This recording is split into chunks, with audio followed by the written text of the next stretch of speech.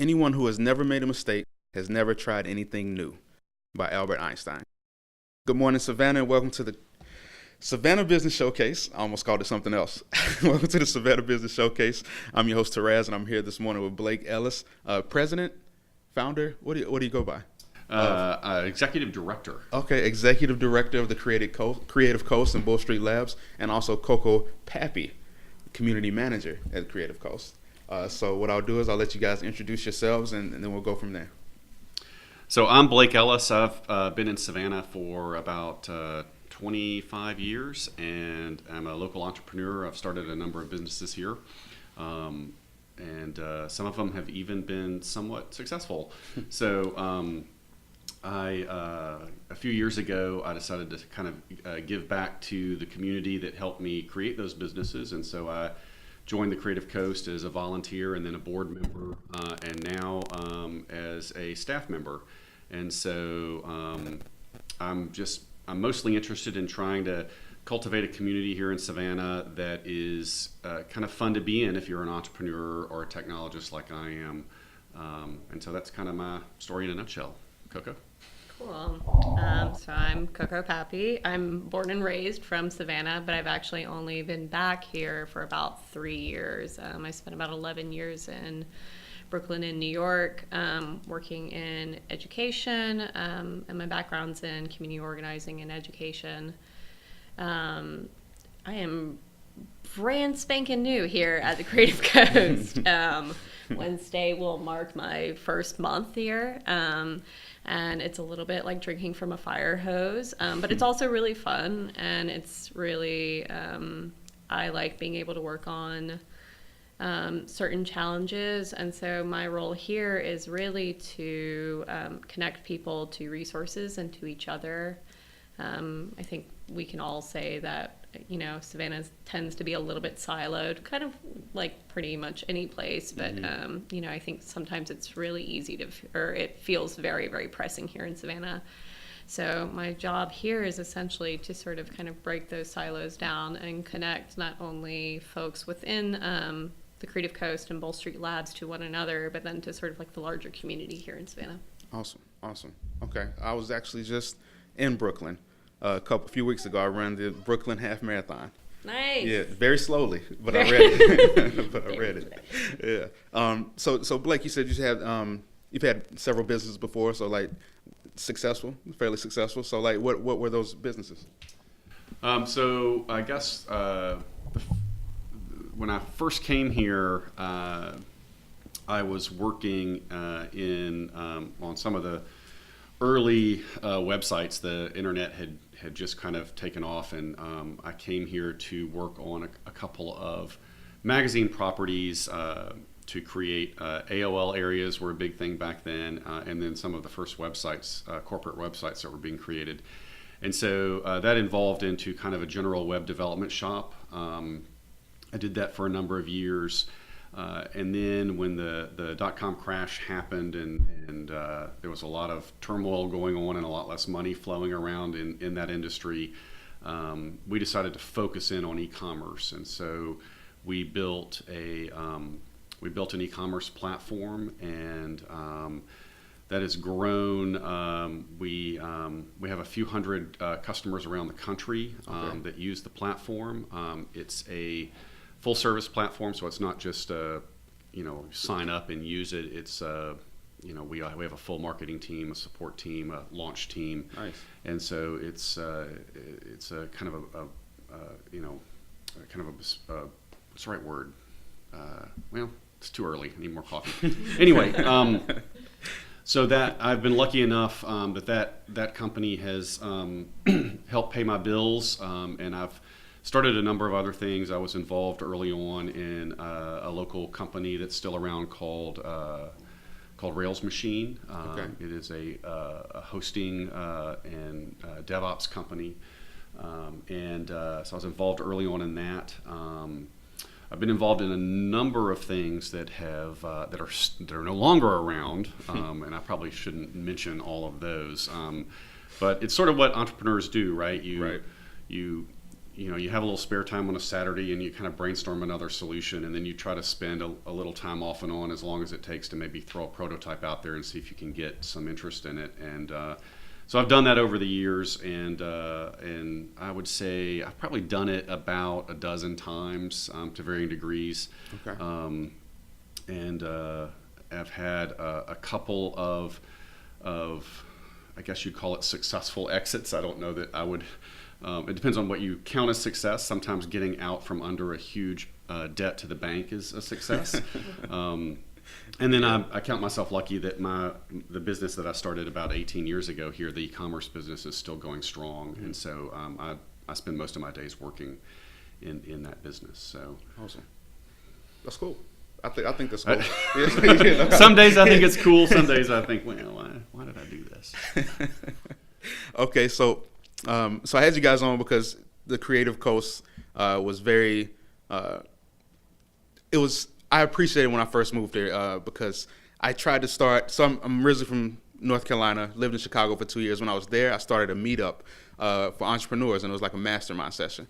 And I came to Savannah and I tried to restart it, but it just flopped. And then I found you guys, and I realized that everything that I wanted to do was already here with the Creative Coast and Bull Street Labs. So for the people out there and the entrepreneurs and the listeners, just kind of explain the Creative Coast and what you guys do and Bull Street Labs and what is the difference?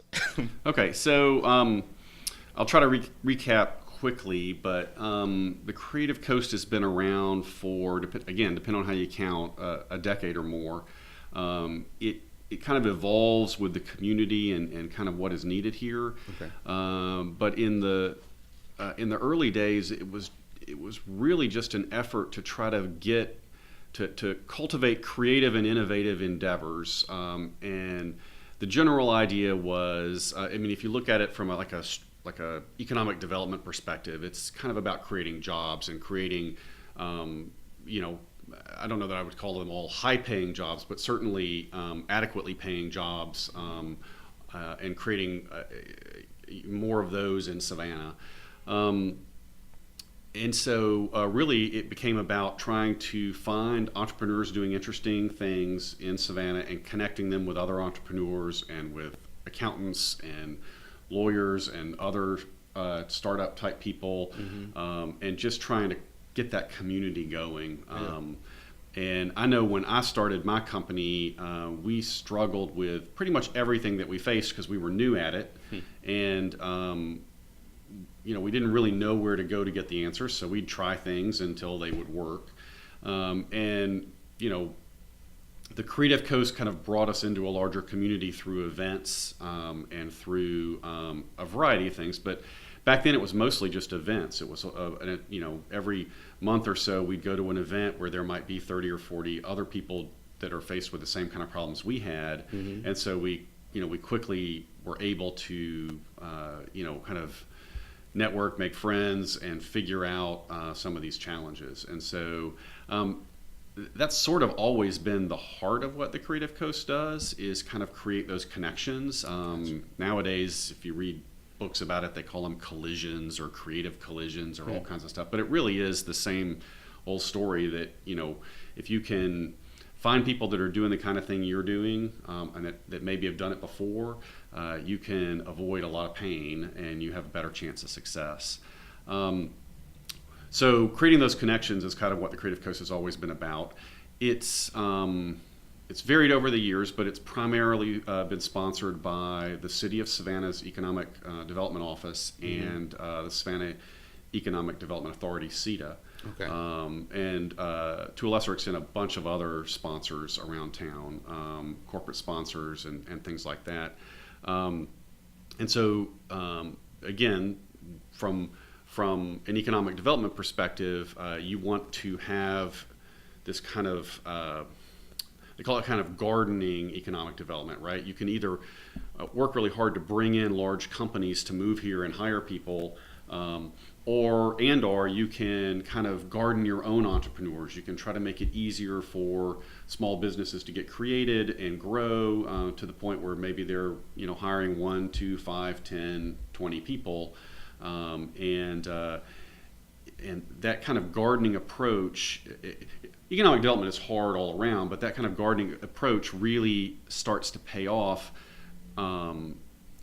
if you take a long view, because these are real solid members of the community. They're not moving here and part of a big machine that may or may not have decision power here. Most entrepreneurs, they're based here. The head of the company is here. They get to decide who to hire. They get to decide if they're going to move or stay in Savannah. They get to decide how purchasing is going to work and all that stuff.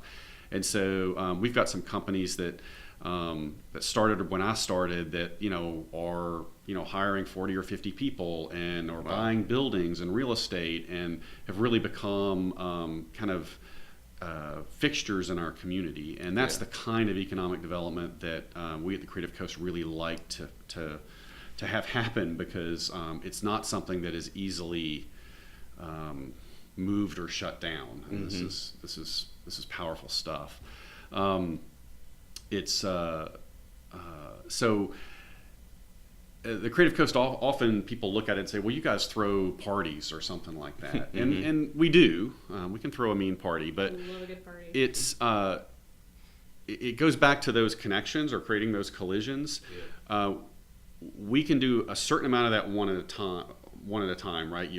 You're in a coffee shop, you run into somebody you run into somebody else and you put them together. And so there is a component of what we do that's just trying to be plugged into the community, know what's happening, know as many people as we can that are entrepreneurs, and then try to connect them one at a time. And that's really powerful. But if you gather a bunch of people in a room that are doing similar things, then you can make exponential connections all in an hour, right? So it's just it's a way to scale what we were kind of set up to do.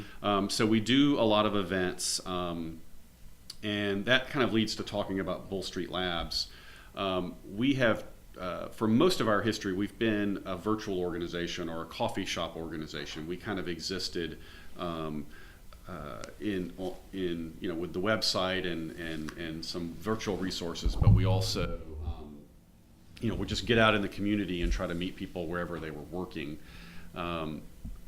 Bull Street Labs is an opportunity for us to again scale the ability to make connections, because we have a steady stream of people that come into the space, and we can make those connections kind of on a day-to-day basis, hour-to-hour basis, minute-to-minute basis here in the facility. At its most simplistic level, Bull Street Labs is a co-working space. You can come here and you can rent a desk, you can rent an office, you can do it by the month. We provide the coffee, the Wi-Fi, the utilities. You can get your mail here. It's about the simplest way if you're an entrepreneur to get started, because you can come in and pay a modest fee and have everything kind of set up for you so that you can focus on whatever it is you're trying to build. But in a larger sense, we have an event space here. We have a workshop. We have a couple of conference rooms. So a lot of meetups take place here. You mentioned meetups earlier. We have everything from the game maker meetup to the self-driving car meetup to Toastmasters. There's a wide variety of groups that come in and use the space as a meeting space. And that's part of our strategy, because again, the more people you can get in one space, the more connections you can make. So it's all, again, it all comes down to making those connections. Right. And we can talk more about in detail if people want to know, but we have lots of metrics around what those connections mean. It usually boils down to trying to create jobs, trying to create entrepreneurs, start businesses, scale businesses, help larger small businesses get into good lease arrangements or buy buildings and just all the kinds of gardening economic development stuff that goes on. So have I talked too much? Has it been an hour? No, you're good. No, you're good. Did any of that make sense? It did. I'm so glad that you said all that so I didn't have to. It did make sense, especially the gardening aspect, because Savannah is such a small city, and like everybody knows everybody. And if you can fit into the garden, then Yep. you can be really successful. Well, there's also, if you start looking down the road at what's coming, you see lots of stuff. And I mean, we could talk for days about whether it's going to be, self-driving cars or, what's going to radically change the landscape. But one thing that is commonly talked about is, in terms of economic development, is automation, right? Is the thought that at some point, it depends on who you ask, but if you ask me, at some point in the very near future, over 50% of the jobs in our area are going to be what I would term self-created. So it might be that you decide to be an Uber driver, or it might be that you decide to open up a food truck, or you might decide to start a software company, or you might decide any kind of small business. You might decide to be a social media consultant and help other restaurants try to get more of the tourists that come into town to visit your restaurant. There's all kinds of ways to do it, but more and more in the future, you are not going to be able to just apply for jobs and have someone hire you and pay your bills while you go into work 9 to 5. Right. A lot of the companies that do that sort of thing are actually producing negative job growth because of automation and advances in technology. And so we need to make sure that, a lot of that stuff is really cool and interesting, and we just need to make sure from, a kind of a community perspective that we're prepared for that, and we're helping that garden grow as quickly and as in a very healthy way, so that that it can absorb a lot of the folks that are going to be available to work that aren't going to be able to find the traditional kind of job. So Right. Now I'm really out there in the future, but You're okay. Going from that with the tech world, so you guys, the Creative Coast and Bull Street Labs, you are a major player in Geekend every year. I volunteered last year; it was great, but there was a lot of talk about tech in the tech world, and so is that a focus of the Creative Coast, like the tech world? Do you think that's what's coming, and you want to get entrepreneurs prepared for changes in technology, or do you think is the tech world the Creative Coast's biggest mission? Does that make sense? I think it's a yes and, Yeah. right? And I'm just going to bump in here because I'm not a tech person. Okay, yeah, right? go for it. Like, I'm not a tech person at all. And so while tech is really like a focus of what the Creative Coast is doing, like I think the Creative Coast needs to be about growing the creative economy, right? And so the creative economy is like a really big umbrella for a lot of different things, and that entrepreneurship underneath it can look very different. So when I think about, the jobs that, or the opportunities that are being created in Savannah by entrepreneurs, some are in tech, some are in arts management, some are in retail, right? And then some are, you've got like Walk and Talk the food truck, right? Like that's entrepreneurship. So, and I think we, like, and I kind of like see it a little bit differently, but like finding the mesh in between the two is like really important, right? Because we are moving into this space where like tech is really going to be defining so much of our lives. But it's also, for the non-tech folks out there, it's like finding ways to integrate that into what they're doing so that they are a successful business moving into the future, but they don't have to be tech focused, right? Like you can still have your retail store or, your food truck or your whatever, right? And you can kind of know what's going on and how to sort of compete in the world around you, but that doesn't have to be your primary focus. Gotcha. I'd answer it in a similar but slightly different way. And we live in a very technical society, right? Everybody's staring at their phones, and whether you have a restaurant or a high-tech company or a low-tech company, you're using social media to attract customers.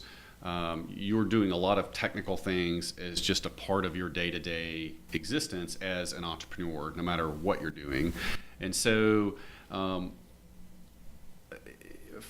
look at it as kind of every whenever an entrepreneur embarks on creating a business, there's going to be technical components. So it's rare that we run into an entrepreneur that can't get something from the kinds of services and community we try to create here.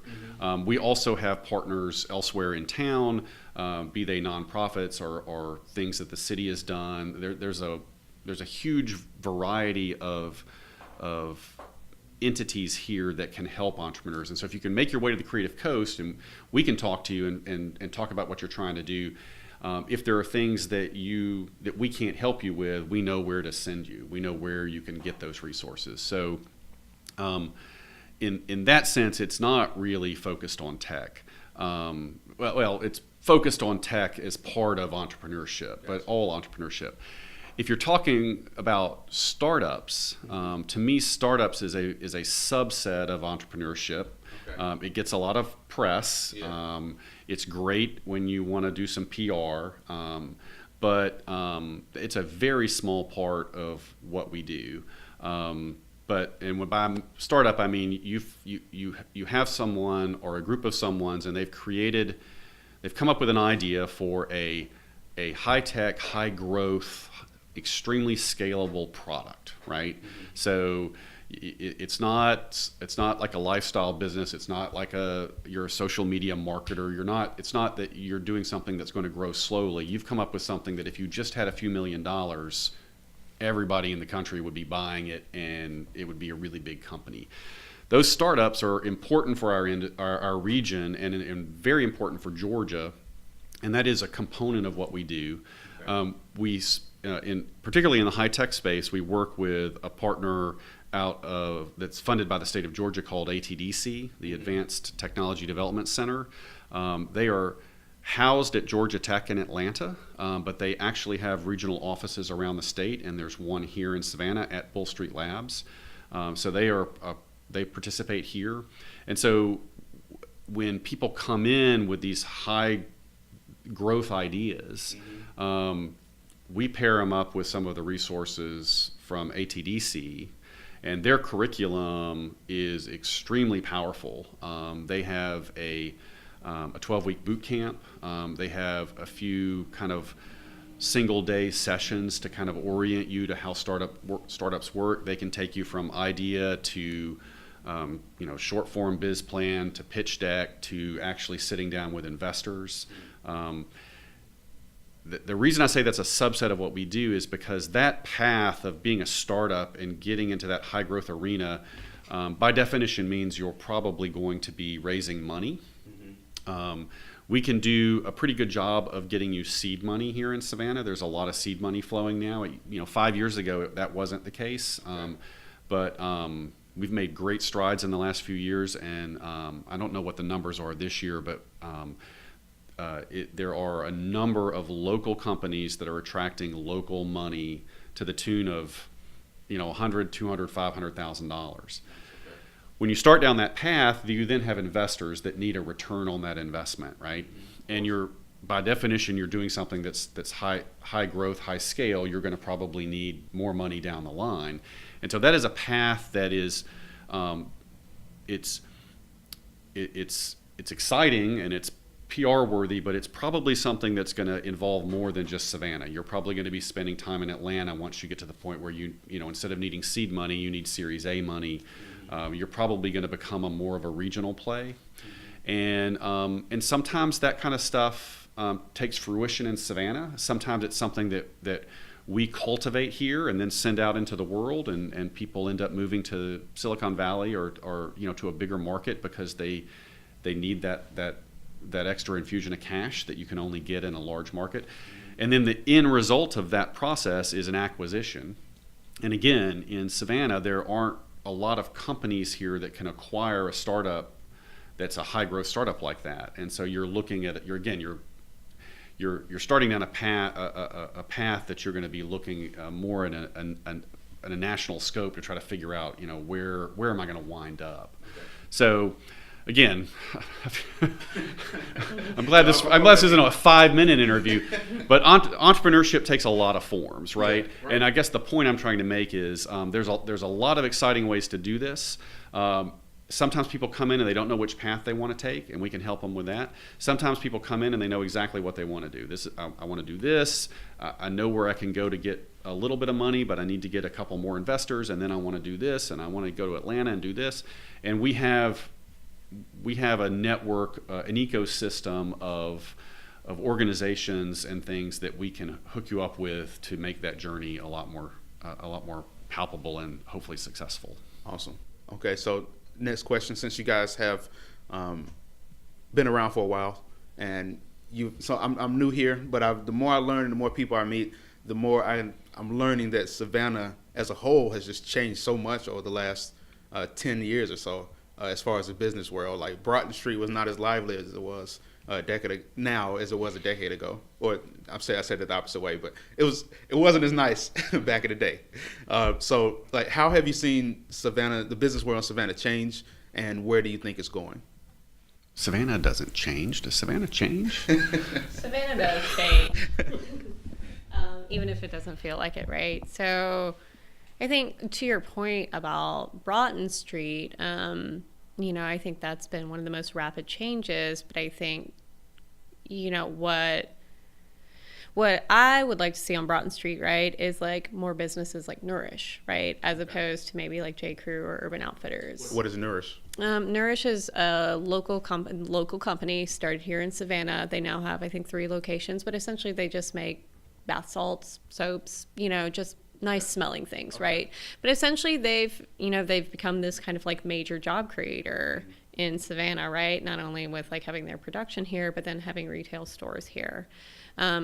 So something that I'm always thinking about is something that I actually heard the new city manager, Rob Hernandez, say not too long ago, which is, it's really local businesses that help a city thrive. With Broughton Street, I think that's like a really big example of like, the economic good that can happen when like large businesses come in, right? Mm-hmm. But I think, and Blake can maybe speak to this more so about the positive sort of growth and the way it's shifted. But I think really what it is that Savannah should be trying to cultivate is like the growth of local businesses, like local owned businesses that are essentially that money stays here in Savannah, mm-hmm. and then it goes back into our community, right? It takes all of it, right? Yeah. We need a thriving tourism industry. We need a thriving logistics industry.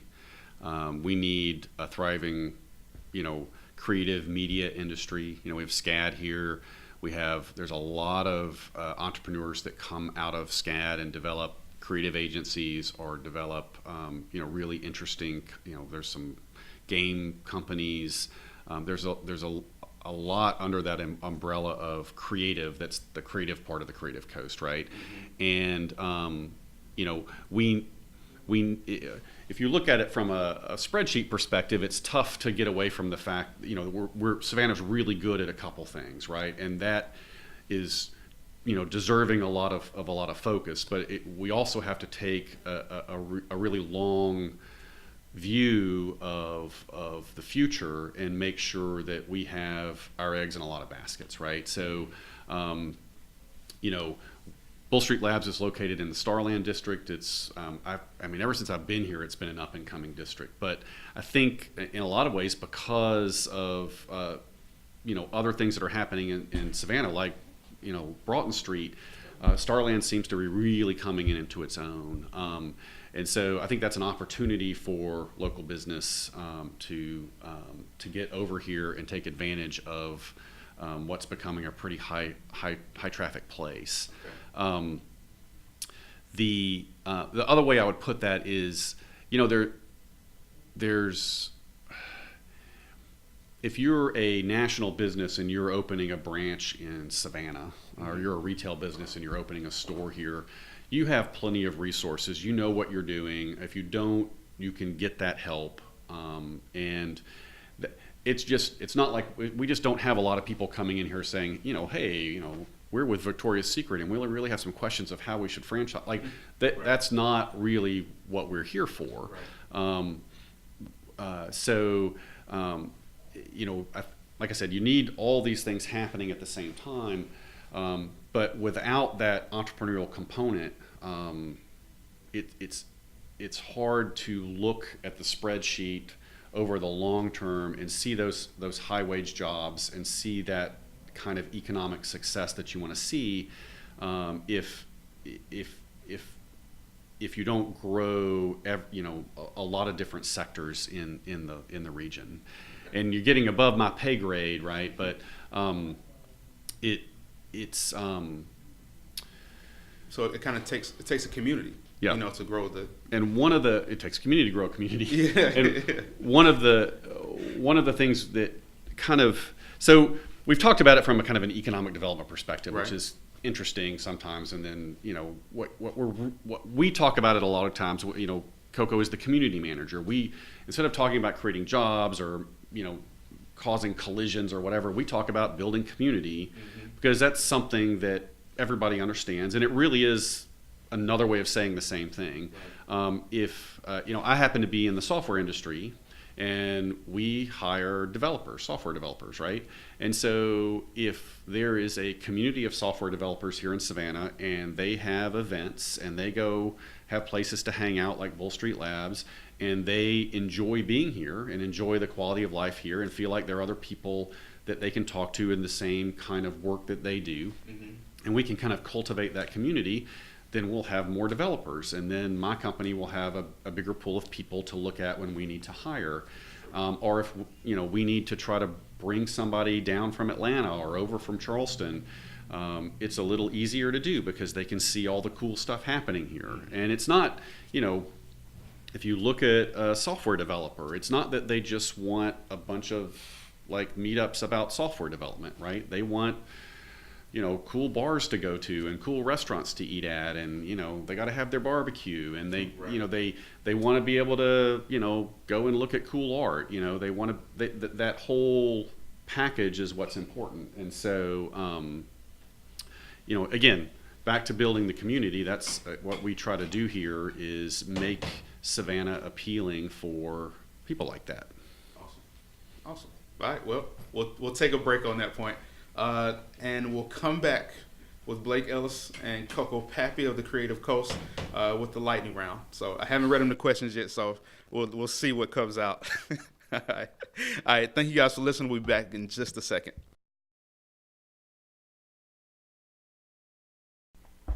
Okay, and we're back. Welcome back, Savannah, to the Savannah Business Showcase. I'm here again with WRUU Ellis. Blake Ellis.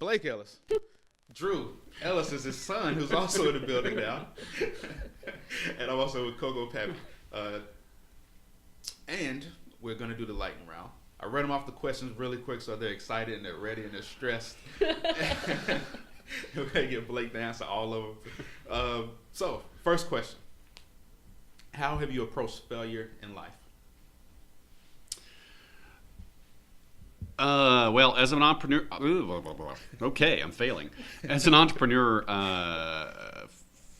failing is actually awesome. It took me a few failures to figure that out. If something succeeds and makes money and starts to grow, that's great. If something completely bombs, that's also great. It's the ones that kind of do okay and hang around and consume resources that don't really make money and then start burning months or years of your life. Those are the ones that are tough. And so I've actually I'll try to generalize, but I've actually been involved in a few entrepreneurial efforts where we put together some kind of piece of web software, and we put it out there, and we establish a marketing budget, and we get a few customers in to use it and give us feedback on like a prototype version. And I had one in particular instance where we never got a single user, and I couldn't figure out why. And so we did 2 or 3 revisions of the product. And put it out there again. And it's not like we weren't getting traffic. We were getting lots of people taking a look at it, but we got 0 signups. And we had to step back after a while and realize that all the assumptions we made about that, would people want to use this, they were all incorrect.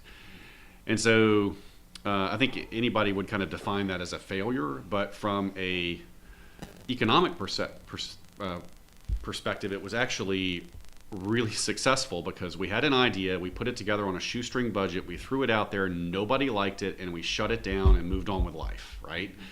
I have another product that is, I think it's in its 8th year now, and it's down to a handful of customers, and that's a much more problematic product because it's got just enough life that every once in a while I have to spend a lot of time trying to revamp it, trying to figure out what can we do to grow this. It's kind of there, but it's not. And that's the stuff that entrepreneurs have to watch out for because that's what'll really kill you. So that would be my response to failure. I say fail fast and fail often. It's a much better way to say it. And well, it's hard too because I think sometimes failure comes at a certain cost for more folks than other folks, right? Like if you don't have access to capital and you fail that first time, you're going to feel a little bit harder, right? But I think also culturally, like we live in a culture that is like not really forgiving of failure, right? Like we don't see it as like a necessary stepping stone to like creating good things, and it's really like getting real messy and making a lot of mistakes that you kind of come out of the wash, like actually like having not only like the resolve it takes to do whatever it is you want, but then the know-how. I'll just point out that behind Coco's right shoulder, she has a poster on the wall that says, "If at first you don't succeed, congratulations, welcome to life. It's hard sometimes, but okay." Okay. So going from that, what's your favorite quote? Oh God, I actually can't say it on air.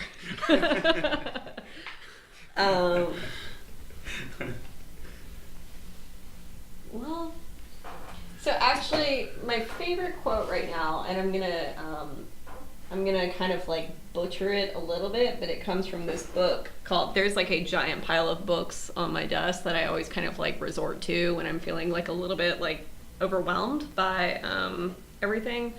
But it comes from this book called Love Where You Live by Peter Kageyama. And essentially it's about like cultivating like healthy communities, and the whole thing is like sometimes you don't create communities already there, you just gotta like be in it and kind of like give it what it needs, right? And so one of the things he says is that sometimes all you need to do is get out of the way of all the different co-creators that exist, right? So, and I think about that a lot in terms of like what we do here at the Creative Coast, right? Like we exist to get out of the way, which sounds totally nonsensical, but it's, it's not just like me and Blake making cool things happen all day long, though we would love to say that we do that like all day long, but it really is, Savannah's greatest asset is its people. People are doing all sorts of cool stuff here, right? And we exist to basically get out of their way and give them resources, support, and connections when they ask for it or they need it, right? So I think about that in how communities really thrive. It's when you sort of give people what they need and ask for. I would say that my favorite quote was from Mike Tyson. Okay. I don't know if anybody remembers Mike Tyson. A little bit, yeah, just a little. Mike Tyson, I think Mike Tyson said this, everyone has a plan until they get punched in the face. And so, I think that's a great metaphor for business and life. That you can plan all you want, but when you actually jump in to get things done, you usually get punched in the face and have to adapt. I have a second favorite quote, and it's actually Blake's ringtone, which is, all I do is win, win, win. Which comes out at really inopportune moments, but it's actually like a really good thing to have here. Yeah. So. Who influenced you early in life, and who's your mentor now? I am seeking a mentor. If Me there too. Are any, if there are any folks out there, like just please send them my way, because I need like an adult who is adultier than me, right? Okay. Who adults better than I adult. Okay. Well, mentors they don't have to be a person. It can also be I think of mentors as nouns, right? It can be a person, place, or thing that inspires you to do something. So it could be a book, it could be a movie, it could be, a way of life. I would say, one of the reasons that I do this is because I get to be around people that are starting new things, right? They're starting a business, they've got a product idea, and I don't know that I can call them mentors, but you just get so much energy from being around these folks. And so, speaking as someone who's working on an 18-year-old software product with its own set of issues, having people come in building new things is you just draw a lot of energy from it. Awesome. As far as early in my life, my dad started his own architecture firm, so I grew up around entrepreneurship, and I guess when I got out of school, I just didn't really understand what all my friends were doing, getting jobs. I tried to get a job, I couldn't get a job, and because I didn't really understand that world, and my resume was bad, and my interviews were bad. Sounds and very so, familiar. I guess I never really figured that out. So I don't know. Someone who I really respect is and who I get to interact with on a semi-regular basis, and she probably doesn't know that she's a mentor, and if you were like, Landra, you're my mentor, she'd be like, bah! She would probably hate that word, right? But there's this woman named Alandria Williams, and she works at the Highlander Center, which is up in Appalachia. Okay. But just in general, just one of the smartest people I've ever met. One of those folks who, when they're talking, you can see everyone's attention just straightly focused on them, because everyone's minds are just being blown. But she does a lot of work around solidarity economies, and that's something I'm thinking a lot about right now, which is, it's a tradition that comes out of the South, right? What happens, if folks don't have access to certain jobs, what do they do, right? Whether that's, imposed by, laws and systems, or is that it's just culturally, how people feel, and they're like, I don't really fit in this thing, what can I do? And a lot of that is about co-ops, which is essentially what a co-working space is, right? How do you share resources in a way that benefits everyone? So that's something I kind of anytime she's talking, I kind of just quiet down and very much listen to her and what wisdom she has to share. Awesome. Since Drew is here, what is something you did growing up that got you into trouble?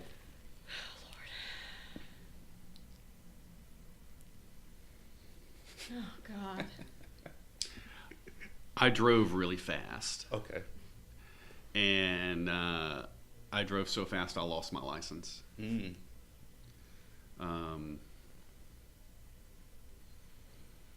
My grandmother may or may not have bailed me out of the local jail. I cannot confirm or deny that. That makes sense. I mean, that makes sense. And I asked that question also because, you are who you are, no matter how young or old you are. So it still relates to business in a way, because you have to drive fast in the beginning, right? In order to start a business, you have to push, you have to sprint, and you have to do things that get you in the jail. You have to may or may not get you in the jail. Yeah, you have to do those type of things. Yeah. One of my favorite books is called "Some of My Favorite Things Are Illegal," right? Which is probably not something I should be wildly encouraging people to read, but on the radio. It's on the radio. I'm do all these things that you probably shouldn't do. But no, I mean, trouble's an interesting thing. I think people should always be getting into some form of trouble. It just kind of depends on what that trouble is, right? I love that John Lewis is always talking about making good trouble, right? Make good trouble. If you're gonna make trouble that actually benefits other people and is not just you kind of spinning your wild oats, right? So that sort of clarity of trouble is always, for me, is helpful.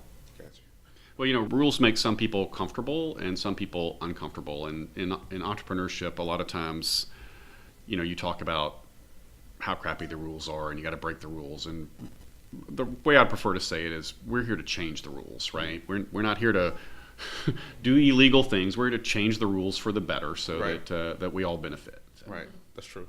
That's true. And there's so many legal ways to make money. Why would you do anything illegal? Please What's- don't anyone on this radio station do anything illegal because you heard this interview for us. You're like, the Creative Coast said this is totally fine. It's like, no, the Creative Coast did not say that. Please don't do it. What is your favorite book? I've been through so many stages. I'm a big sci-fi fan, so I'm a big fan of books like Dune. I also I went through my Southern literature phase. Big fan of Walker Percy. Okay. Big fan of Faulkner and that type stuff. Entrepreneurship wise, I think the latest book that I read that I enjoyed was Horowitz's book, The Hard Thing About Hard Things. Really good book that kind of debunks all of the stuff that you read in other business books. So I'm gonna have to check it out. I'm currently reading Utopia for Realists, right? Which Okay. is really, it's about sort of when we like really imagine there's like pie in the sky, like what we want the world to be. But for the people who are like, okay, but how do we actually do that, right? So I think sometimes, you know, I know in my past, I've definitely been like a very pie in the sky person where it's like, we're going to do this huge thing. And then people are like, okay, but how are you going to do it? And I've had no idea, right? It just sounds like this really grand, wonderful idea that would be great if it was already in place. So Utopia for Realist has been a nice sort of basically like a how-to guide for like big pie in the sky ideas, how you can make that possible. Small is Beautiful, Economics, as If People Mattered is always a really great book to read, because I think that as someone who is not like very, you know, like super well versed in economics, I'm not someone who like studied it, right, in school. I'm not a professional economics person, but basically that's sort of a really interesting read for me. I'm a big Roxane Gay fan. Okay. I'm about to get Sherman Alexi's new book, which I'm really geeking out over. He's one of my favorite writers. Yeah, I don't know. Awesome. Stuff on local economy, I think, is also like kind of on my reading list right now. Okay.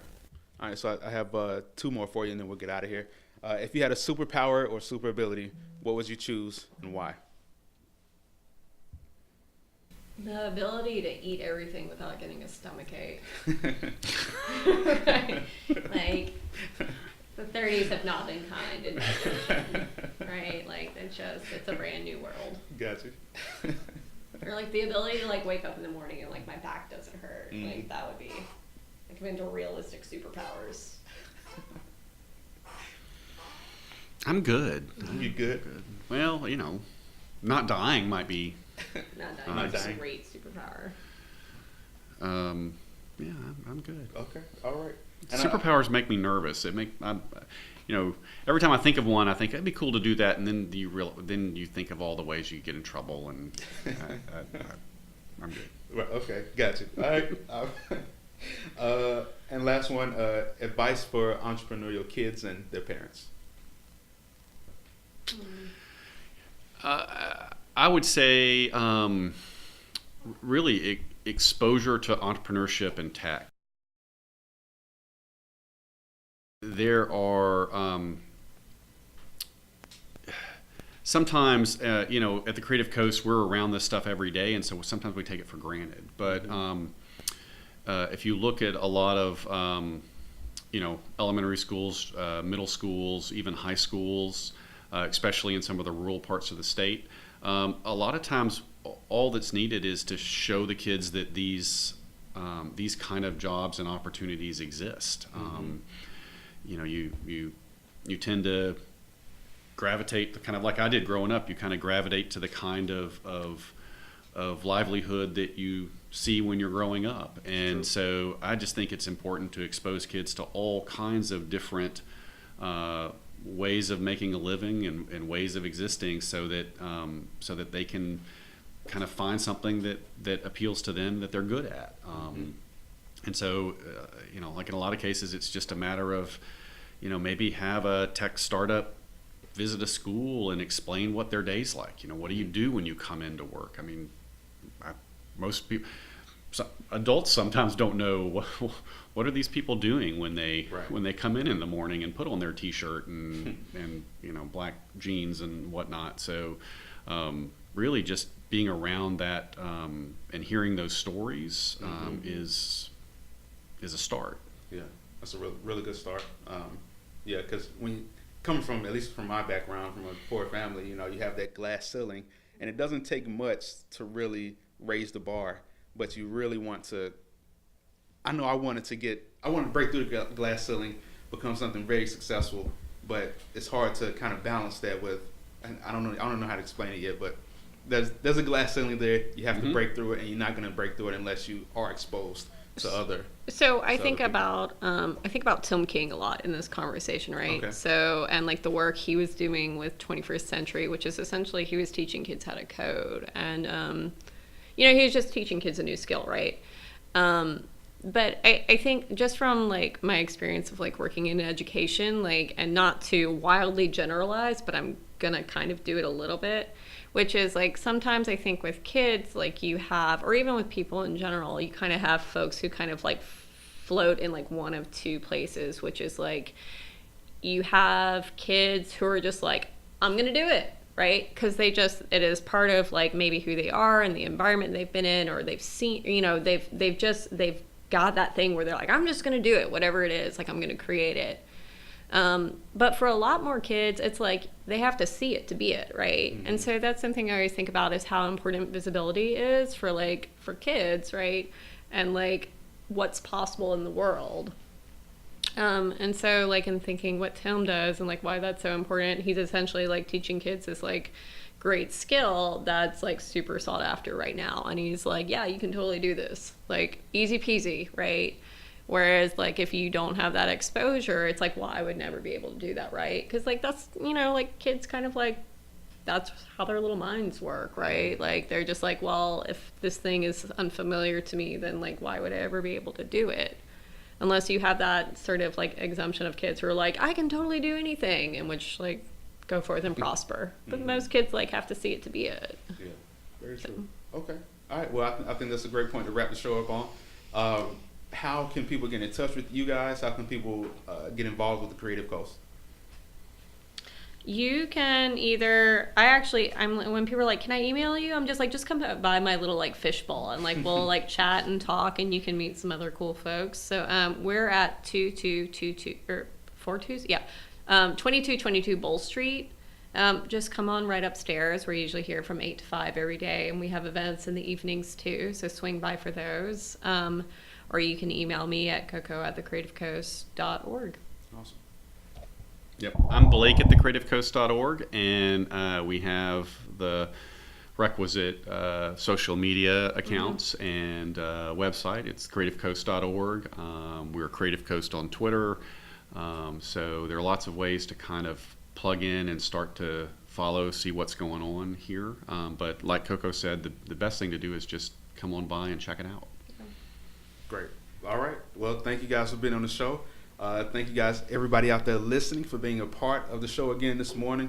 I want to thank you guys, and I want to hopefully you guys gain something from this, and I hope that you go out there and do something impactful in the world. As always, it's Wednesday. You still have a few days left in the week to do something great. Do something for yourself. Do something for your family. Do something for the community, and make the world and make Savannah a better place. All right. Great interview.